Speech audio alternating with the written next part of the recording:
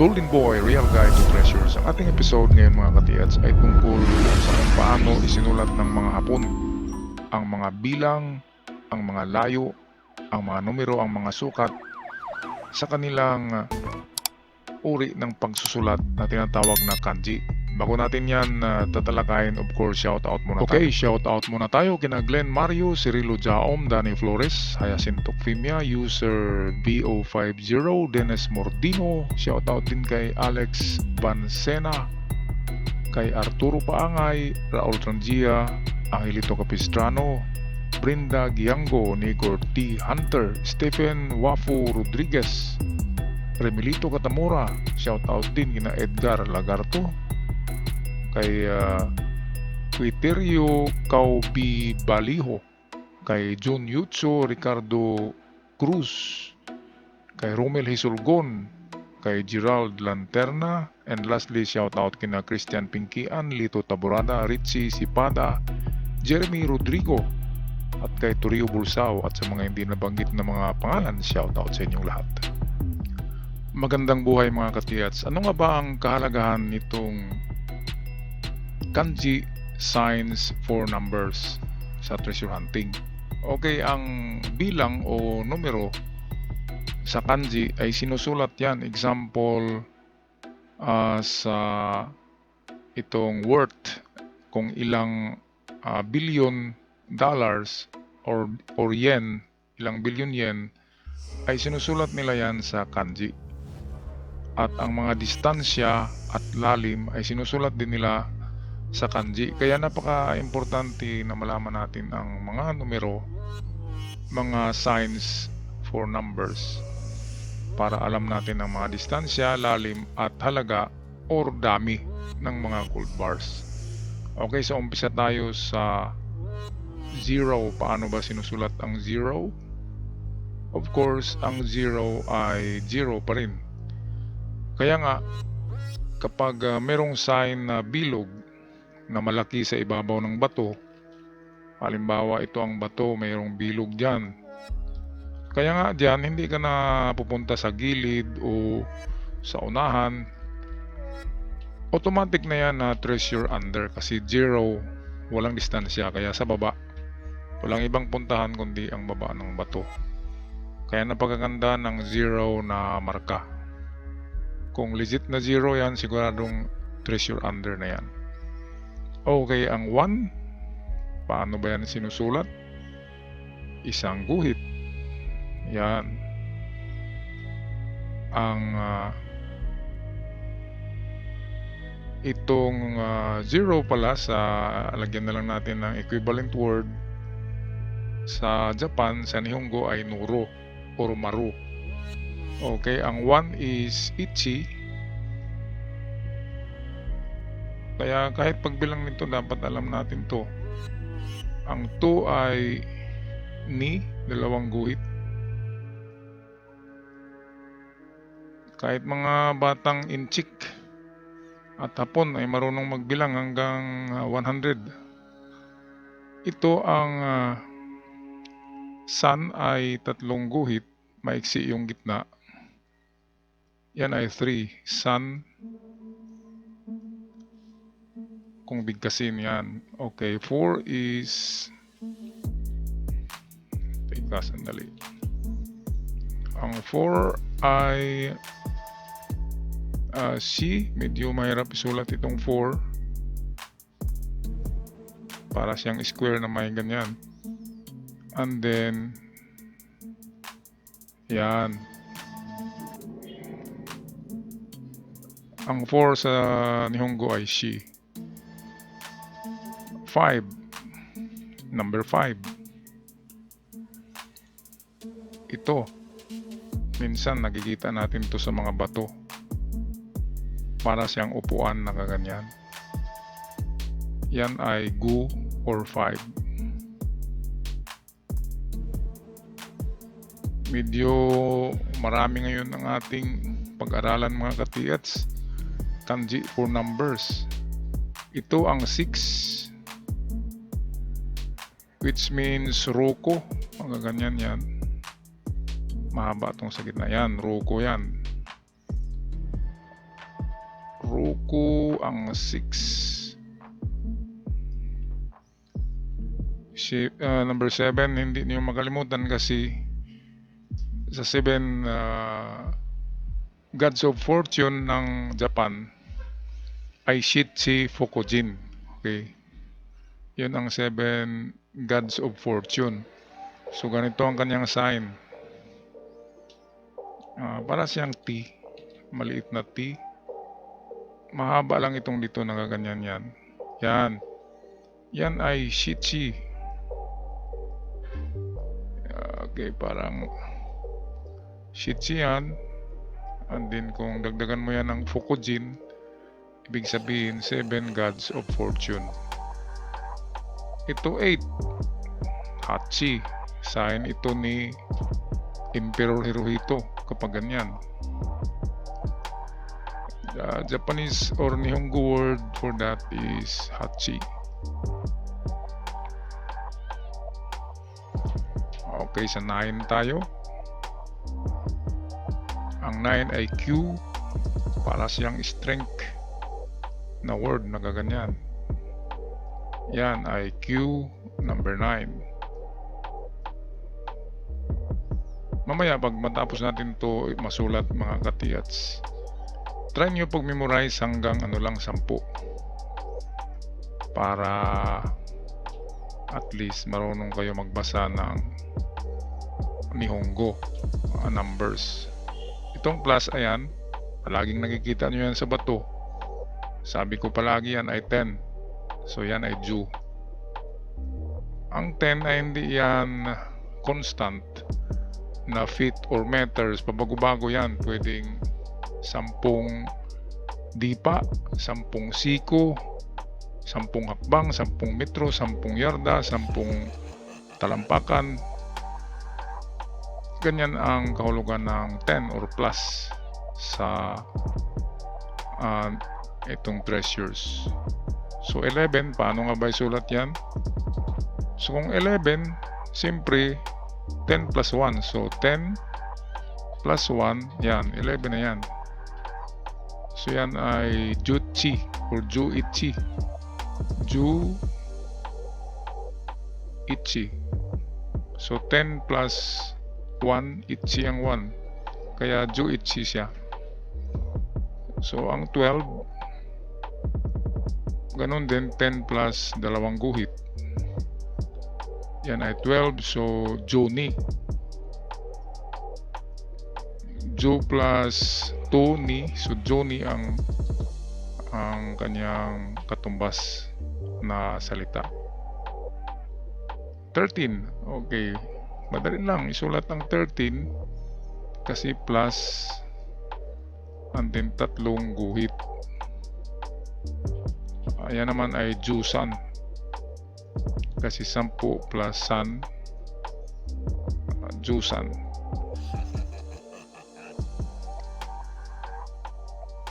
Patuloy tayo. Ito Joshi ang number 14.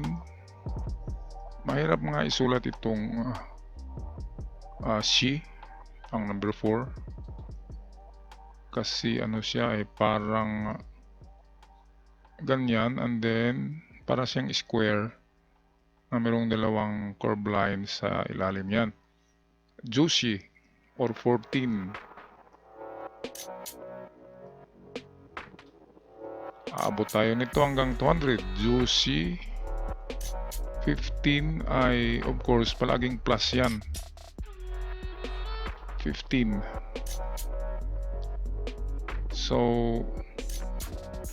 yan ay Jugu. Okay, so Ju plus Gu. Sulat mo yung sign ng Gu dito. Yan. Yan, Jugu yan. Jugu. Screenshots na lang din ito mga katiyats para meron kayong kodigo. So ito 16. So Ju plus Ruko. So Ruko ganyan. Yan. So Ju Ruko.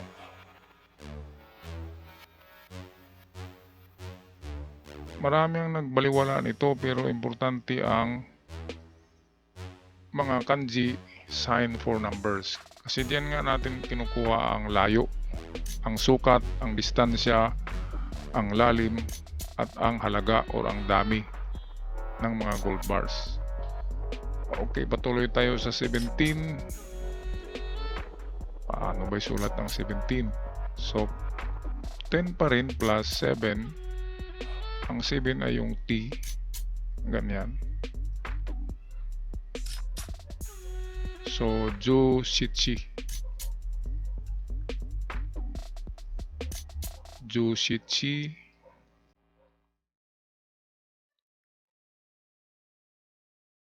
Punta tayo sa 18. Plus pa rin. And then, Hachi. So, Juhachi. Madali lang mga katits, di ba? Ngayon, alam nyo na paano magbilang ng numbers sa Nihongo or kanji. Ang kanji, ito'y old writings pa ito ng China. Kahit mga Chinese ay nakaintindi nito, halos pare-pareho lang ang pagsulat nila yan. Kasi yan ang original lumang-luma na paraan ng pagsulat ng Hapon. Nakopya pa nila noon sa China. Kasi galing naman ng Hapon sa China, mga Chinese ang ancestors niyan. Kaya ang kanilang kanji, yan ang old Chinese writings. Kaya mga matandang Chino ay marunong magbasa nito. So 19 plus and then yung 9. Yung ganito. Yan, 9 yan. So Jukyu. Kasi ang 9 ay Q. So dagdagan lang yung siya ng Ju para 10. Jukyu is 19. Ngayon, punta tayo sa 20. So mag-iba na ang umpisaan nito. Ang 20. So ang nauna ay 2. So ni. So dalawang linya ang palaging mauna dito. Ni. 20 kasi. So plus 10. Ni Ju. So ni Ju. Bali ano yan? 2 plus 20. So nagiging ni Ju. Ngayon, ang kasunod ay 30. Paano ba isulat ang 30? So, tatlong guhit. And then plus. Madali lang, di ba? So, 30 is san kasi ang 3. So, sanju. Sanju ang kanyang equivalent word. Punta tayo sa 40. So, 40 ay shi, ang 4. So, sulat muna natin ang 4. Ito ang 4, merong dalawang ganyan. Plus, ayan. Plus 10. So, shiju. Okay, shiju. Ang importante kasi dito yung unang 10 numero. Kapag na-memorize nyo yung words, madali na lang, idagdag lang. Punta tayo sa 50. Paano ba isulat? So, 5. Sulat natin ng 5, yung parang upuan. Nagaganyan yung parang upuan na 5. And then, merong plus. So, lalabas dyan ay guju. Gu kasi ay 5 plus 10. Ju. So, guju ang kanyang word. Punta tayo sa 60. Paano ba isulat ang 60? Of course, yung roko. Roko, ganyan. And then, dalawang paa. So, roko yan. And then, plus. So, rokojo.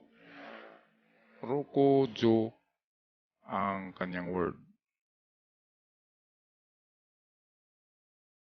Okay, so, gawa tayo ng panibagong pahina kasi punong-puno na. Okay, so patuloy tayo mga katiyat sa pagsulat ng kanji for numbers. Ngayon 70 na tayo. So, paano ba isulat ang 70? Okay. Sulat natin ang 7. And then yung 10 plus. So, ganyan ang lalabas sa kanya. Para sa 70. Okay, ulitin natin. Yan. So, 70 is Shichiju. Shichiju. Hirap din magsulat ng mouse. Shichiju. Ngayon, sa 80 naman tayo. Paano ba yan isulat? Of course, mauna yung Hachi. So, Hachi symbol, Hachi character, ganyan. And then followed by plus. So, 80 siya. Of course, Hachi, dagdagan lang yan ng Ju. So, Hachi Ju. 80. Okay. Ngayon, 90 na tayo mga katiyad. So, 9. Paano ba isulat ng 9? So, ganito lang. Yan, 9 yan. And then plus. So, Kyuju. Q ay 9. And then 10. Ju. Kyuju. Yan. Ngayon, 100 tayo. Ano ba ang 100 sa Japanese? Sa Nihongo ay Yaku. So, Yaku. Paano ba isulat ang Yaku? Okay, so ganito ang pagkasulat niyan. Okay, parang square siya. And then, hinati sa gitna. Ang pinatong itong slanting T. Yan ang Yaku. Or 100.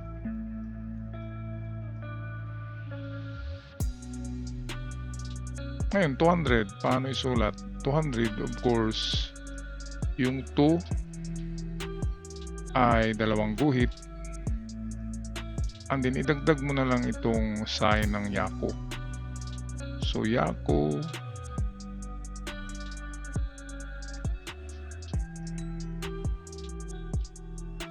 So, ang niyan is Niyaku. Ang pag-pronounce. Dahil ang 2 ay ni. So, Niyaku. 200. Okay, patuloy tayo.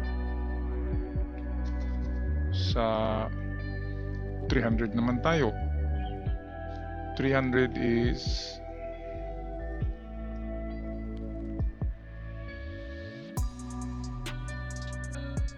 tatlong guhit yan, ang 3 plus 100 ang Yaku.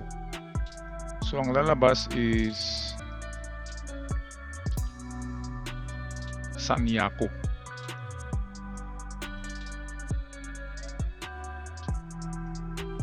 Okay, Sanyaku. Hirap magsulat talaga ng mouse. Ngayon, 400 tayo mga katiyats. Laki-lakihan na lang natin para hindi tayo mahirapan. So, 400, sulat natin ang 4. Paano ba sulat ang 4? So, ganito lang ang 4. Dalawang curve line, yung isa nakaganyan. And then, dagdag natin yung Yaku. Oops, sumubra. Ganyan, Yaku. Ayan, parang T sa ibabaw. So, ang 4 ay C. So, C, Yaku.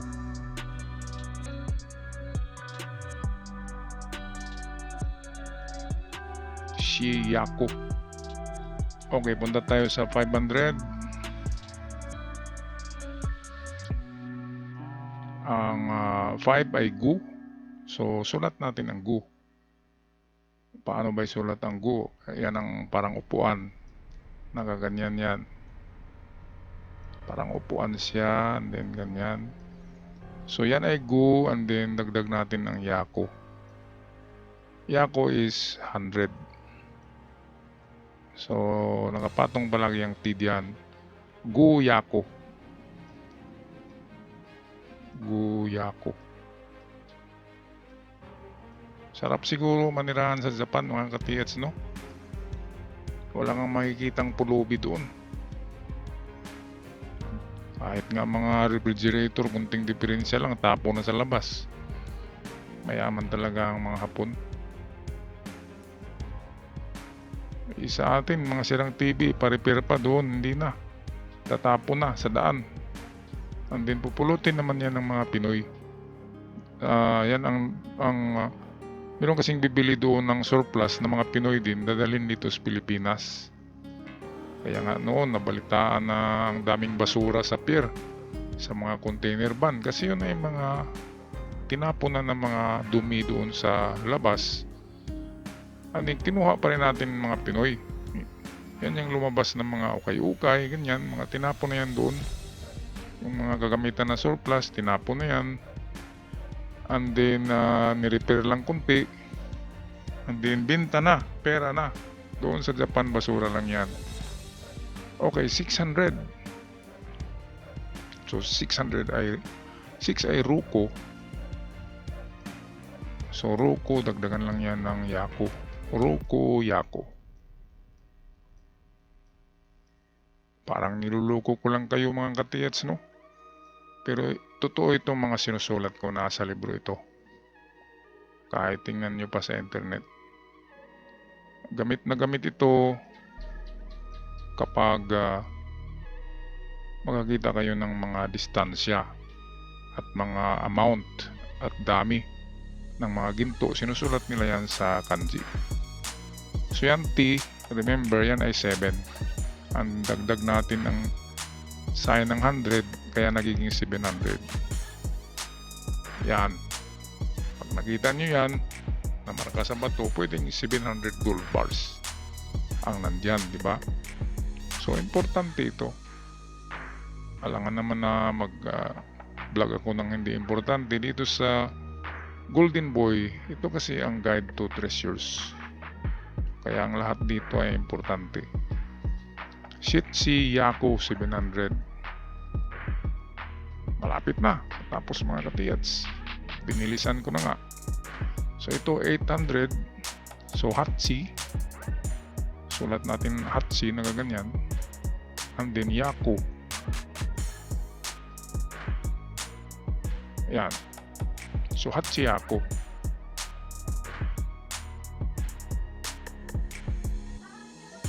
Okay, Hatsi Yako ang kanyang Nihongo word. Okay, dalawa na lang, 900. So kung 900 gold bars, paano ba yan isulat? Sulat mo ang 9 una, and then ang Yako.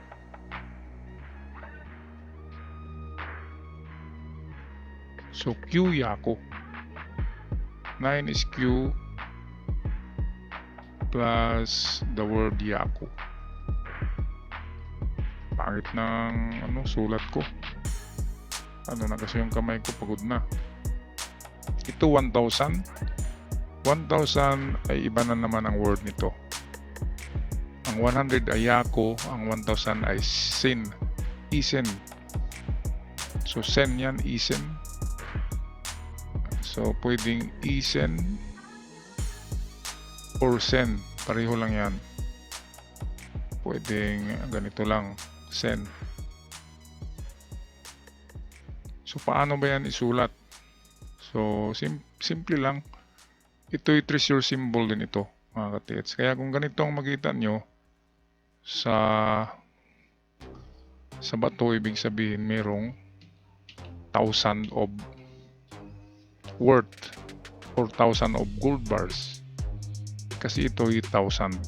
So yan, T na nagaganyan. Medyo tagilid ang itaas and then straight sa baba. Yan. Yan ay Sen, 1,000. At yan ay ginagamit din ito sa treasure symbol. Parang takara, yung takara ay ganun yung takara. Parang ano siya, itong kin. So lahat ng T na isinulat sa mga bato, ganyan. Cross na parang T, ganyan. Yan, magpinsan lang ang mga yan. Lahat yan ay sign for treasures. Even cross.